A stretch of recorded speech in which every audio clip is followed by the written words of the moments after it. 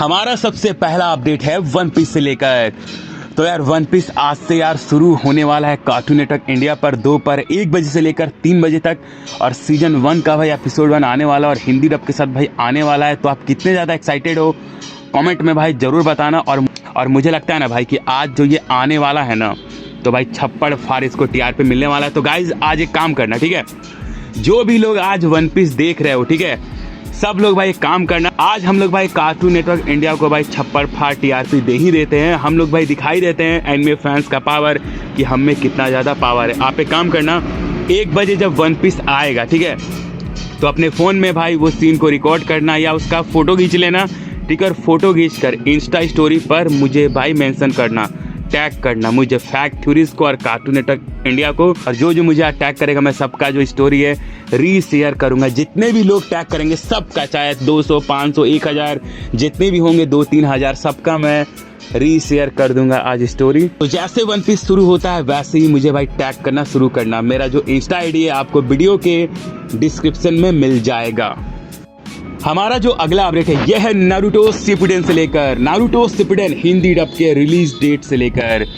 तो बहुत सारे ऐसे भाई नमूने लोग भाई आ चुके हैं यूट्यूब पर, जो कि यार छोटे छोटे जो बच्चे हैं 12 साल के 13 साल के, उनको भाई वो मैनिपुलेट कर रहे हैं, एक तरह से भाई उनके साथ स्कैम कर रहे हैं। क्योंकि देखो मैं तो भाई समझ गया हूँ कि उनकी जो ऑडियंस है मैच्योर ऑडियंस तो उनकी नहीं है। जितने भी भाई उनके व्यूज़ आ जा रहे हैं वो सब जो बच्चे हैं, छोटे बच्चे जिनको भाई समझ नहीं है, वही देख रहे हैं। क्योंकि जो मैच्योर लोग हैं वो उनके वीडियो पे भाई 1 बार 2 बार या 3 बार गलती से क्लिक कर सकते हैं, लेकिन बार बार भाई व्यूज़ आना ये पक्का बच्चे ही होंगे जिनको भाई समझ नहीं है कि हाँ भाई कौन जेन्युइन चैनल है कौन भाई फेक चैनल है। तो ऐसे भाई सो कॉल्ड बहुत सारे भाई एनिमे न्यूज़ वाले चैनल बन चुके हैं, जो कि भाई नारुतो शिपुडेन ब्लैक क्लोवर के बारे में बस क्लिकबेट करते रहते हैं कि डबिंग यहाँ तक हो गया वहाँ तक हो गया।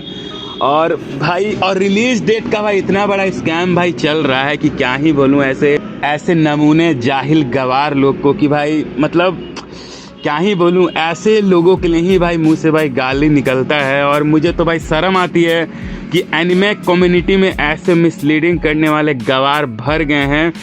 और अब मैं भाई ऐसा बोल सकता हूँ कि एनिमे अंडररेटेड ही ठीक था, क्योंकि ऐसे जो गवार लोग हैं मतलब डेली इन लोगों का कुछ ना कुछ भाई नौटंकी चलते ही रहता है। मैं सबको नहीं बोल रहा हूँ, मैं देखो सबको नहीं बोल रहा हूँ, कुछ गिने चुने 1-2 ऐसे नमूने लोग हैं जो कि भाई नारुतो हिंदी डब का न्यू एपिसोड्स का फेक स्कैम भाई रिलीज डेट बता रहे हैं। जैसे वो लोग जो रिलीज डेट बता रहे हैं, जैसे कि एक भाई रूमर्स ऐसा चल रहा था कि दिसंबर में भाई आने वाला है।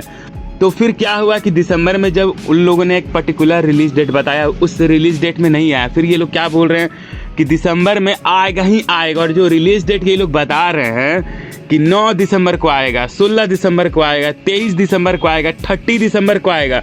मतलब दिसंबर में जितना भी मंडे आता है और मंडे में जो रिलीज डेट आता है वो रिलीज डेट भाई बता रहे हैं कि हाँ मंडे को ये तारीख को इसमें आ सकता है। मतलब भाई ये तो बच्चे को पता है भाई कि मंडे को ही नारुतो शिपुडेन आता है, और वही वाला रिलीज डेट बता दिया जा रहा है कि हाँ 1 मंथ में जितना भी मंडे है वो सब भाई रिलीज डेट बता दो। और अगर दिसंबर 2024 में नहीं आता है किसी कारण, तो जनवरी में तो जरूरी आ जाएगा, 6 जनवरी, 13 जनवरी, 20 जनवरी, 27 जनवरी। और अगर जनवरी में नहीं आया तो फरवरी में तो जरूर आ जाएगा, 3 फरवरी। मतलब जितना भी मंडेज है और उसमें जो भाई रिलीज डेट बताया जाता है उसमें आ जाएगा। मतलब भाई क्या ये गवार लोग है कि मैं आपको इतना रिलीज डेट बताता हूँ और इसमें से जो वो रिलीज डेट है उसको आप लोग भाई ढूंढ लो। और वो लोग गवार सब क्या बोलते हैं कि जितना भी आपको रिलीज डेट बताया है इसमें से आप लोग डिकोड कर लो, मतलब खुद भाई पता लगा लो। मतलब क्या कैसे भाई नमूने लोग और कुछ भाई जाहिल लोग इनके बातों में पड़ भी जा रहे हैं। और अगर इनमें से कोई रिलीज डेट सही निकल जाता है तो फिर भाई ये लोग उसी एक पर्टिकुलर सीन में मैंने बोला था ना आएगा, मैंने बोला था ना आएगा, देखा मैं फेक न्यूज़ नहीं देता हूँ, मैं सही न्यूज़ देता हूँ। मतलब क्या गवार लोग हैं भाई। और अगर 2025 में नहीं आया तो फिर बोलेंगे 2026 में तो जरूर आ जाएगा, और 26 में नहीं आया तो 27 में तो आ ही जाएगा, डबिंग चल रहा है तो कभी ना कभी तो आ ही जाएगा। मतलब ये सब भाई अभी चल रहा है भाई एनिमे कम्युनिटी में। और मुझे बहुत ही ज़्यादा भाई हंसी आती है देख कर कि ऐसे लोगों के भाई व्यूज़ भी हो रहे हैं भाई। मतलब ऐसे गवार लोग हैं तो ऐसे गवार ऑडियंस भी है जो उनको व्यूज़ दे रही है।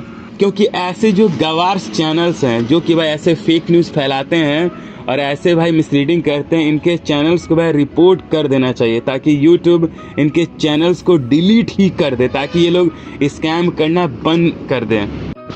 और इन गवारों का भाई ऐसे ऐसे बातें बोलते हैं कि मेरा कांटेक्ट सोनी ये से है, सोनी ये से मेरी बातें चल रही है। मतलब सोनी ये से भाई कांटेक्ट है, इसलिए 20-30 को भाई रिलीज डेट बताया जा रहा है कि इसमें से ढूंढ लो, इसमें से किसी ना किसी में तो भाई आ ही जाएगा।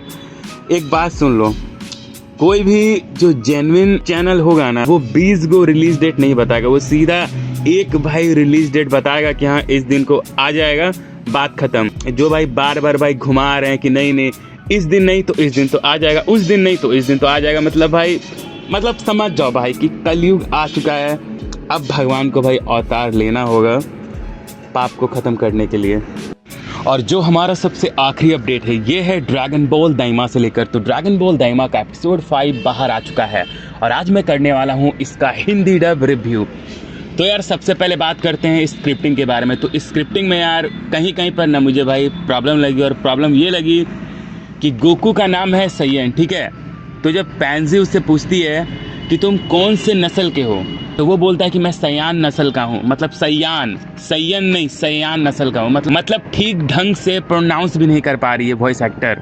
उसके बाद जब भी भाई वॉइस एक्टर बोल रही है ना, तो मतलब क्या बोले यार, मुझे गुस्सा पता नहीं क्यों आ रहा है। मतलब ऐसा लग रहा है कि वो वॉइस एक्टिंग नहीं कर रही है, वो चुन्हा रही है। मतलब एक तरह से भाई नौटंकी लग रहा है कि कोई बच्चा चुन्हाता नहीं है कि चुन्हा के बोलता है मैं उसे नहीं छोड़ूंगा, मैं बहुत ज़्यादा ताकतवर हूँ, अब आएगा असली मज़ा। मतलब ऐसे करके यार नौटंकी वाला वॉइस लग रहा है, जो कि मुझे बेकार लगा। और जो स्क्रिप्टिंग है, जैसे कि जो पैंजी है वो गोकू को बोलती है दिखने में छटंकी और लड़ने में आतंकी। फिर गोकू का जो भाई डायलॉग्स रहता है, जैसे कि वो पैंजी को बोलता है तुम पगलेट हो, मतलब पगलेट, मतलब ऐसा वर्ड तो कभी गोकू भाई इस्तेमाल नहीं करता है। और फिर जो गोमा का चमचा रहता है सिपाही सब, वो क्या बोलता है, उसका हुलिया है नोकीला बाल और पास में है छड़ी लाल। मतलब ये एक तरह से भाई राइमिंग बना दिया। मुझे नहीं लगता है कि इंग्लिश डब में ऐसा राइमिंग होगा।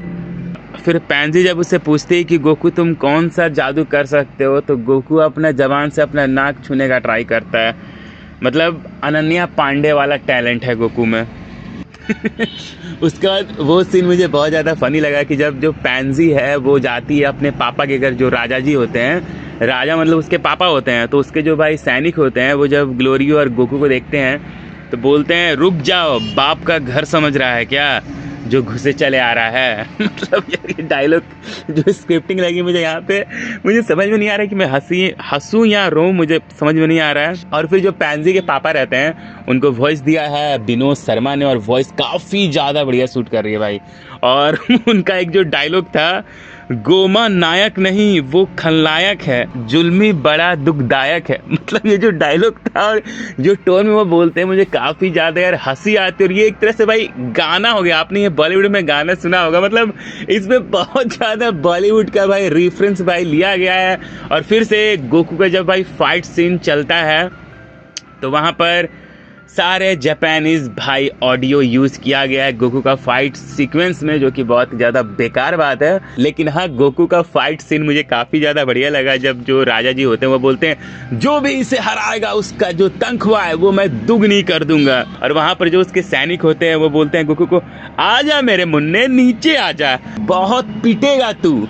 और जब गोकू वहाँ जाता है बोलता है मैं तैयार हूँ, और उसके बाद जिस तरह से लड़ाई होता है सबको वो भाई पटक देता है, मारने लगता है। जो सैनिक लोग होते हैं वो बोलते हैं इसका हाथ पकड़ो, इसका पैर पकड़ो, लेकिन फिर भी गोकू भाई सबको मारता है। और सबको जब उसके हाथ पैर पकड़ लेते हैं तो वो भाई सुपर सैन में ट्रांसफॉर्म हो जाता है। सारे लोग हैरान हो जाते हैं। फिर जब कुल्हाड़ी से एक उसको मारने आता है तो वो इंस्टेंट ट्रांसमिशन से गायब हो जाता है। मतलब फाइटिंग सीन काफ़ी ज़्यादा भाई बढ़िया लगा। और गोकू कैसे बोलता है मैं तो इनको बड़े आराम से हरा सकता हूँ, मतलब बड़े आराम से। ये एक लक्स कोजी का ऐड नहीं है, बड़े आराम से।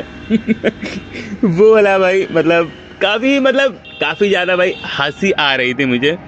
और इसमें जो एक कैरेक्टर है जिसका नाम है हैबिस, जिसको राजा जी बोलते हैं कि जाओ दूसरा दुनिया में और इसके दोस्त को लेकर आओ। और जैसे वो उसको बुलाते हैं कि आ मेरे लल्लू तू इसलिए जा क्योंकि तेरे ऊपर कोई शक नहीं करेगा। तो उसको हिंदी में वॉइस दिया है मर्लिन जेम्स ने, जिन्होंने भाई डिटेक्टिव कोनन ईटीवी बाल भारत में कोनन को डब किया था। और डबिंग यार ओवरऑल ना, मैं सच बताऊं तो ड्रैगन बॉल दाइमा का हिंदी डबिंग बहुत ही ज़्यादा बेहतरीन है। अगर सिर्फ 2 कैरेक्टर की वॉइसेस को नज़रअंदाज कर दिया जाए, एक किड गोकू और किड वेजिटा, इन दोनों के अलावा जितने भी कैरेक्टर्स अभी तक भाई दिखाए गए हैं या जो कैरेक्टर्स आ रहे हैं, सबकी वॉइसेस भाई काफ़ी ज़्यादा भाई उनके कैरेक्टर्स पे भाई सूट कर रही है, मज़ा आ रहा है देखने में। और एपिसोड का एंडिंग होता है प्लेन क्रैश से। और एपिसोड 6 जो आने वाला है उसमें हमें किड वेजिटा की वॉइस सुनने को मिलेगी, मतलब दोबारा से हमें भाई किड वेजिटा का वॉइस को झेलना पड़ेगा। देखता हूँ उसमें वॉइस कैसी लगती है, अच्छी लगती है, बेकार लगती है। आपको भाई हिंदी डबिंग कैसा लगा एपिसोड 5 का, आप कमेंट सेक्शन में बता सकते हो। और हाँ, मैं जानता हूँ कि बैकग्राउंड में आपको गाड़ी का वॉइस सुनाई दे रहा होगा, क्योंकि मैं आज रात में नहीं उठ पाया, इसीलिए मैं अभी सुबह में रिकॉर्ड कर रहा हूँ 11 बजे, इसीलिए भाई इतना आपको गाड़ियों की आवाज़ सुनाई दे रही है। तो आज थोड़ा मैनेज कर लेना। और जो सुप्रीम काई है, जो सीन है, उसको भाई शक हो गया है ग्लोरियो पे, क्योंकि जो सीन है वो गोकू को बोलता है गोकू। तो मैं लगता नहीं है कि जो ये ग्लोरियो ये हमसे कुछ छुपा रहा है, क्योंकि जो राजा जी है उनको पता ही नहीं था कि हम लोग बच्चे में बदल गए हैं। और ग्लोरियो ने ये बोला था कि उनको राजा जी ने प्रस्ताव भेजा था, जबकि ऐसा नहीं था। राजा जी ने बोला, ग्लोरियो उसके पास खुद आया था ये प्रस्ताव लेकर। और कैसे पैंजी बोलती है गोकू को कि दिखने में नहीं लेकिन समझदार हो। और गोकू बोलता है मैं इसके ऊपर एक आंच तक नहीं आने दूंगा, एक आंच तक नहीं आने दूंगा।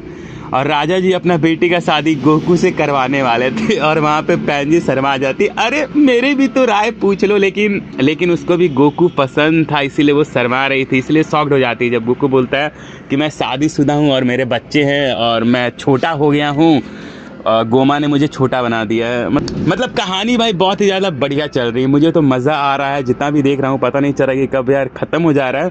और एपिसोड 6 का भी बहुत बेसब्री से इंतज़ार है।